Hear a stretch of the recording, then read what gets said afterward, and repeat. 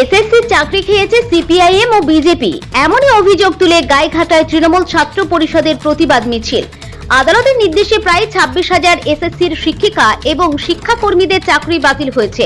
সেই চাকরি খেয়েছে সিপিআইএম এবং বিজেপি, এমনই অভিযোগ তুলে যোগ্য শিক্ষকদের চাকরি ফিরিয়ে দেওয়ার দাবিতে উত্তর 24 পরগনার গাইঘাটায় প্রতিবাদ মিছিল করল তৃণমূল ছাত্র পরিষদ। এদিন তারা গাইঘাটা বাজার থেকে মিছিল করে গাইঘাটা থানার মোড় পর্যন্ত আসেন। এদিন এই মিছিলে উপস্থিত ছিলেন বনগাঁ সাংগঠনিক জেলা মহিলা তৃণমূল কংগ্রেসের সভানেত্রী ইলা বাগচি, তৃণমূল নেতা অভিজিৎ বিশ্বাস, শ্যামল সরকার, নরোত্তম বিশ্বাস এবং শিপ্রা বিশ্বাস সহ তৃণমূল ছাত্র পরিষদের নেতাকর্মীরা। মিছিল শেষে গাইঘাটা থানার মোড়ে একটি পথসভা করেন তারা। সেখান থেকে সিপিআইএম এবং বিজেপিকে তীব্র ভাষায় আক্রমণ শানান তৃণমূল কংগ্রেসের নেতানেত্রী এবং ছাত্র নেতারা। আপনারা জানেন যে সিপিএম এবং বিজেপির যৌথ প্ররোচনায় আমাদের ভারতবর্ষের সুপ্রিম কোর্ট তারা রায় দিয়েছে যে 26,000 শিক্ষকের চাকরি বাতিল। তারা ডিভাইডেশন করতে পারেনি যে কত পার্সেন্ট বা কত সংখ্যক অবৈধ এবং কতটা বৈধ। আমরা মনে করি যে এটা সিপিএম বিজেপির যৌথভাবে তাদের প্ররোচনা। এই প্ররোচনার বিরুদ্ধে তৃণমূল ছাত্র পরিষদ আজকে মাঠে নেমেছে। বিরোধী তারা তো বলছে যে এটা তৃণমূল ভাগ করে দিতে পারেনি, যার জন্য আজকে এই অবস্থা।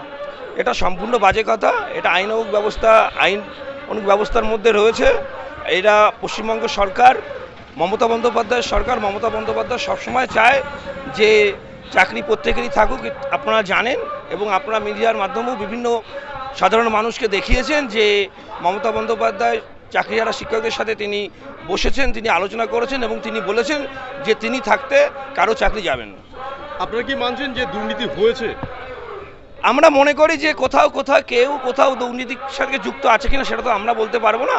সেটা এখন এই মুহূর্তে বলাটা উচিত না। যেটা এটা আইনানুগ ব্যবস্থার মধ্যে রয়েছে, এটা কোর্টের বিচারাধীন। কোর্ট আগামী দিন রায় দেবে, সেটাই আমরা মাথায় নেব। আজকের এই মিছিল কোথা থেকে শুরু হচ্ছে, কোথায় কোথায় যাবে?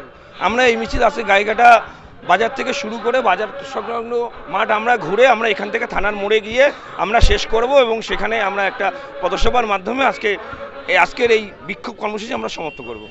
কি নাম আপনার? অনুতোষ নাগ, সভাপতি, বনগাঁ সাংগঠনিক জেলা তৃণমূল ছাত্র পরিষদ।